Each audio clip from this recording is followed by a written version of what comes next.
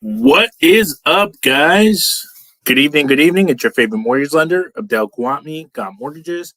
Appreciate you guys jumping on. Got a little bit of a late start, but we're going to get cranking right into it. What a crazy, crazy week last week was with some of the turmoil that we actually went through with the BLS report, the Bureau of Labor Statistics that came out about 2 Fridays ago. A little crazy in terms of some of the data readings that we got. A little bit of an increase in terms of market updates and stuff like that. But what's the expectations now heading into this week? This week is a big inflation data week. We're going to get tomorrow a very big information regarding the CPI report, the Consumer Price Index report. Everything is pointing to inflation slowing down. We may potentially see the headline inflation come in at 2.9%.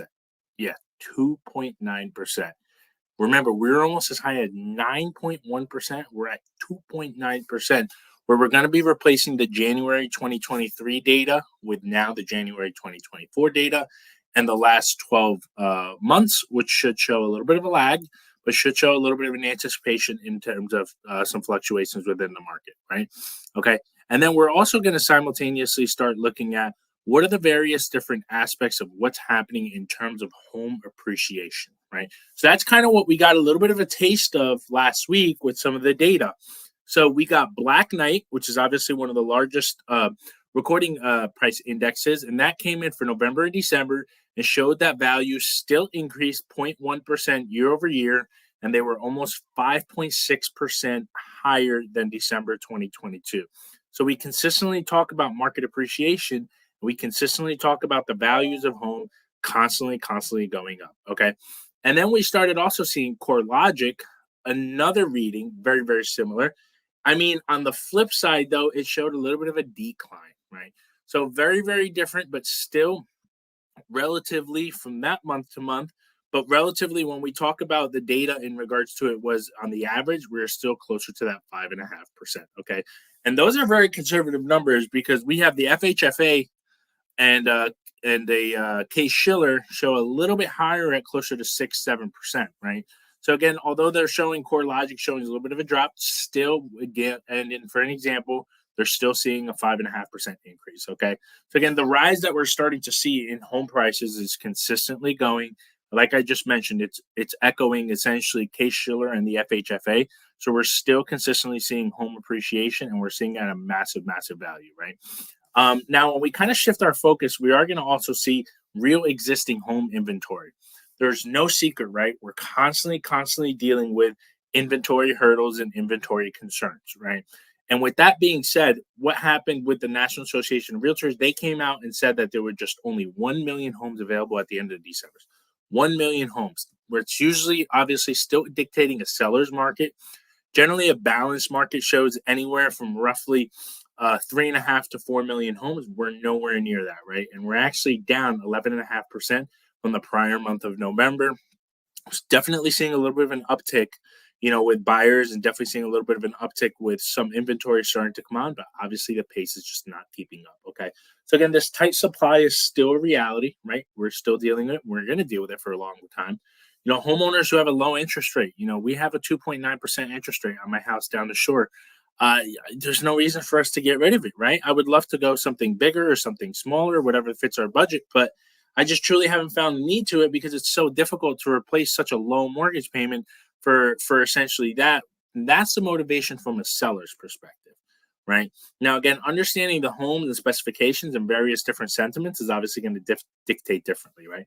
So is there a rise in unemployment claims? So the jobs report, like I said, jobs report threw such a massive, massive wrench into the data readings that we got last week because 2 weeks ago ADP report came out okay, JOLTS report came out okay, and then bam, we got smacked with the BLS report, which shifted our focus.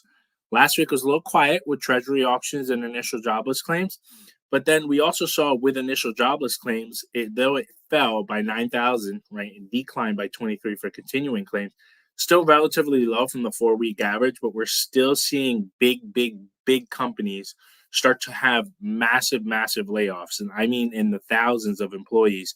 And that's, I think, going to start kind of impacting a little bit of the high levels of what we're essentially going to be replacing. Okay. Now, just like I mentioned, wrapping up, what are the expectations that we're going to look for this week? We have the CPI report, Consumer Price Index is coming out tomorrow. Fingers crossed it comes in at that 2.9 figure.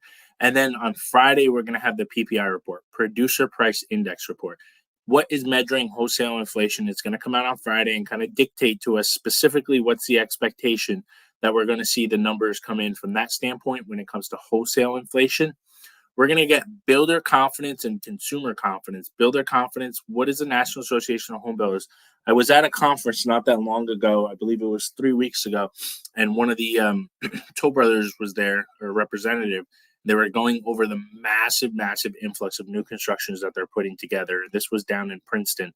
So a lot of very good differences when it comes to that stuff, knowing that interest rates are slowly going to be going down. And then we'll also get the housing starts and building permits that'll come out the day after. And then, of course, we get your weekly jobless claims on Thursday. And then the numbers that we really want to look out for is the retail sales. How are people still consistently spending their money? Are they still incurring additional debt? And if they are incurring additional debt, what's the various different avenues that is going to affect those aspects when we talk about debt accumulation, when we talk about an increase of consumer debt, the buy now, pay later starting to become very, very common with Klarna and Affirm and some of these other companies where consumers are kicking the can down the road and essentially taking on a little bit more debt than they necessarily can afford, which is going to eventually start prompting some cash out refis and going to start prompting some different avenues from that standpoint as well. Okay. So kind of leaving us, as I usually like to do, where are we kind of sitting at when we talk about interest rates as of today? Let me pull up my screen real quick and I will pull it up for us and we will kind of see. Obviously, one of my favorite readings that we usually look at is Mortgage News Daily. You guys can kind of see what we're kind of teetering at more or less. Roughly around a 6.96 is kind of what we're looking at as of this very moment. Let me pull up, and that's based on a conventional loan. So a little bit of a good turn down today, but let me tell you, check this out. We saw a big uptick February 5th, right? February 5th, was that a Friday? That was a Monday right after the BLS report. And then it kind of withered down, right? Because we crossed over the 7. Kind of withered down, and we kind of turned. We've been this. This is something I was sharing with a colleague of mine. Check out the literally a roller coaster. I can even bring it further down. I mean, we have literally been teetering we went to as low as 6.7, then we kind of went up, down, up, down, up, down, took a sharp downtick, which we saw towards the beginning of this month. We thought we were going to see some potential cuts, and then we're like, nope. Then we saw the change with the BLS report, and now we're kind of slowly teetering down slowly as well. So super important for us to kind of see what's the data that's going to come out of that and take it from there. I appreciate you guys tuning on. As always, if you guys have any questions, let me know. Talk to you guys soon.